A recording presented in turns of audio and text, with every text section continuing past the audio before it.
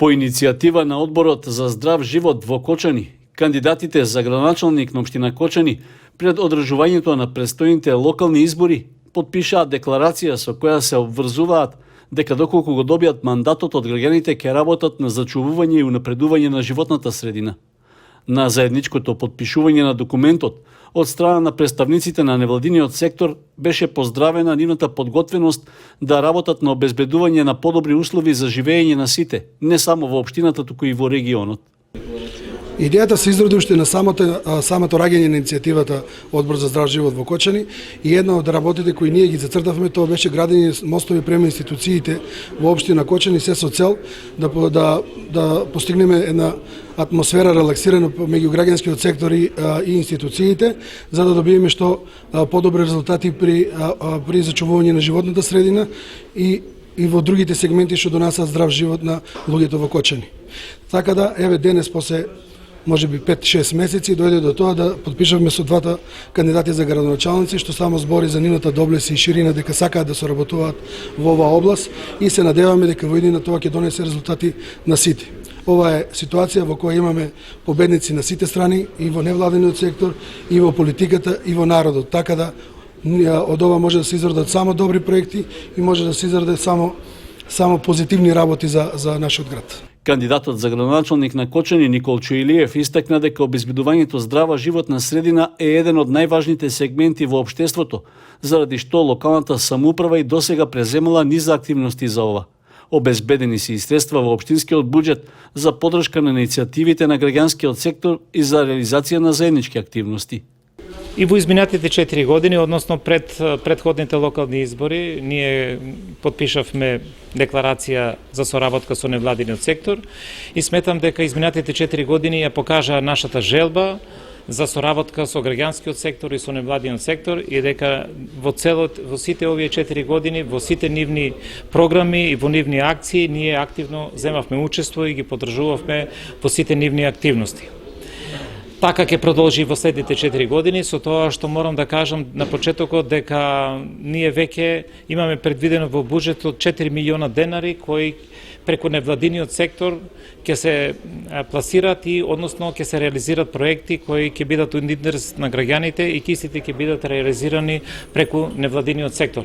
Сметам дека ова наша претходна одлука веќе јасно покажува нашата цврста определба дека невладиниот сектор е за нас многу важен, многу значаен и дека навистина сметам дека како општина Кочани, како локална самоуправа ни недостасуваат повеќе вакви невладени издруженија кои ќе соработуваат со нас и кои ќе реализират проекти кои се од интерес на граѓаните.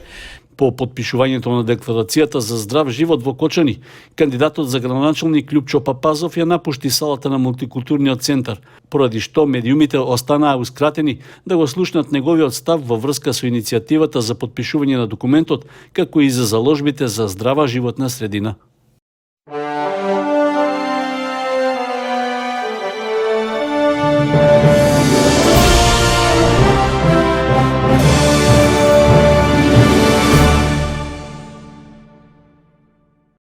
Кандидатот за градоначалник на Кочани Љупчо Папазов, предложен од коалицијата предводена од ВМРО ДПМН, на пресконференција ги представи заложбите за унапредување на згрижувањето и воспитувањето на децата во населените места во општината. При тоа најави изградба на објекти на градинката во дел од селата во Рамничарскиот регион. Во однос на детската и социјалната заштита, ние ќе се заложиме за отворење на објект од детската градинка Павлина Вељанова во село Тркање и заеднички објект во село Горни Подлук. Со изградбата на нови простории до основното училиште во село Тркање ќе отвориме објект на детската градинка Павлина Вељанова за згрижување на децата од Тркање. Местоположбата на Горни Подлук, Долни Подлук и Мојонци е добра основа за отворење на заеднички објект на детската градинка Павлина Вељанова за згрижување на децата од овие три села. Обезбедување на посебни фондови за поддршка на ранливите категории на граѓаните е исто така еден од нашите приоритети, а во исто време ќе се погрижиме за отворење и функционирање на ДВ центар за деца со аутизам. Реализацијата на проектот за изградба на старички дом и воспоставувањето на мобилни сервис служби за помош на стари и изнемошни лица ќе возложи да ја подигнеме грижата на повисоко ниво за нашите највозрастни сограѓани. Ние сме во служба на граѓаните и ќе работиме за посигурна иднина на сите.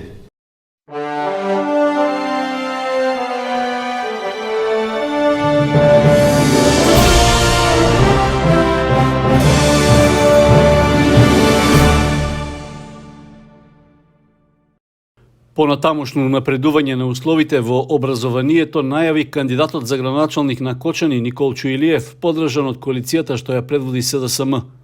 На пресконференција тој се осврна на состојбите што биле затекнати по преземањето на мандатот, како и за активностите што предстојат за подобрување во образовната сфера. Ако пред 4 години училиштата тонеа во милионски долгови и беа забранувани за работа од страна на санитарната инспекција, денес говориме за сосема поинаква состојба во оваа суштинска сфера од општественото живење. Водени од мотото дека вложувањето во образованието се највредната инвестиција во иднината, за 4 години вративме долг од 44 милиони денари, а за подобрување на училишната наменивме 140 милиони денари. Денес имаме одлична финансиска стабилност на образовните институции. Работевме на создавање услови за нормално одвивање на образовниот процес и во услови на пандемија. Од руинирани училишните згради ги претворивме во современи објекти со подновени училници, дидактички помагала, уредени и озеленети дворови, спортски терени во функција на учениците и на граѓаните, училници на отворено, енергетски ефикасни фасади, фотонапонски централи. Таква преобразба на училишните установи одамна не се памети.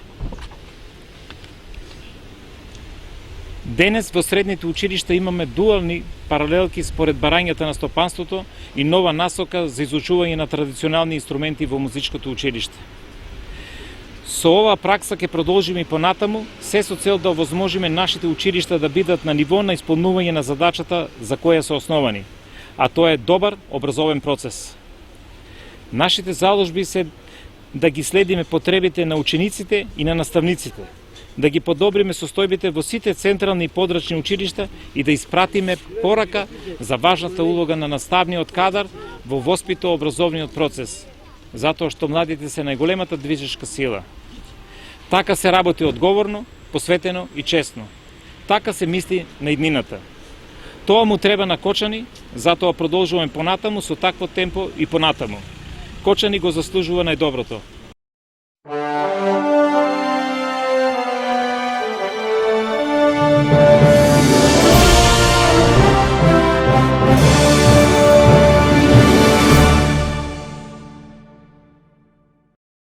На пунктот за вакцинирање во општата болница со проширена дејност во Кочани почна вакцинирањето на граѓаните со трета доза од вакцините против COVID-19.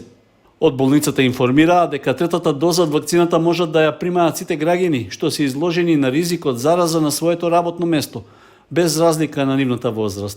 Државната комисија за имунизација претходно предложи да се прошират категориите граѓани кои ќе можат дополнително да се имунизираат. Покрај лицата над 60 години, здравствените работници и оние со хронични болести, трета доза веќе можат да примаат и граѓаните кои што сметаат дека се изложени на ризик од зараза. На вакциналниот пункт во Кочани, кој веќе е отворен и работи според претходно утврдените термини, веќе се аплицира третата доза од вакцината против COVID-19, информираше директорот на болницата Александар Серафимов. При тоа има доволни количини за сите кои сакаат да се имунизираат, а веќе ги примиле првите 2 дози. Карактеристично е што интересот за вакцинација со прва доза е значително намален, додека ревакцинацијата тече нормално, додаде Серафимов. Како што информира од Министерството за здравство, третата доза може да се прими најмалку 6 месеци од примената втора доза. По истекот на тој период граѓаните ќе добиваат порака на мобилен телефон и ќе можат да се вакцинираат по трет пат. Хоспитализациите на пациенти со COVID во болницата во Кочани во овој период се намалени. Во моментот има 159 активни случаи, а само во последниот извештај од вторникот регистрирани се 15 нови заразени.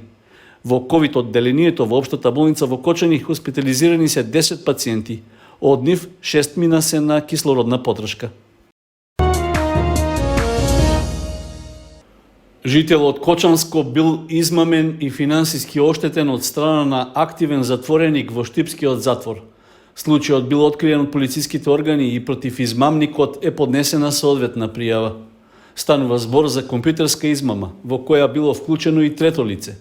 Според информацијата од МВР, одделението за внатрешни работи од Кочани до основното јавно обвинителство поднело кривична пријава против 30-годишниот ПС од Струга, кој се наоѓа на издржување казна затвор во трајање од 7 години во затворот во Штип, како и против 28-годишниот НН од Штип. Затвореникот претходно остварил комуникација преку апликацијата Месенџер со лице од едно кочанско село. При тоа се представил како женско лице и успеал да го убеди да му ги даде личните податоци и податоците од неговата трансакцијска сметка. Потоа, двајцата пријавени како соизвршители аплицирале за брзи кредити и од две финансиски друштва им биле одобрени парични средства во висина од 76.500 денари. Потоа првопријавениот го довел во заблуда оштетениот дека парите се од нејзини роднини од странство. Го натерал да ги извади од банка, да му ги даде на второ пријавениот, кој потоа му ги предал на затвореникот, кој се представил како женско лице.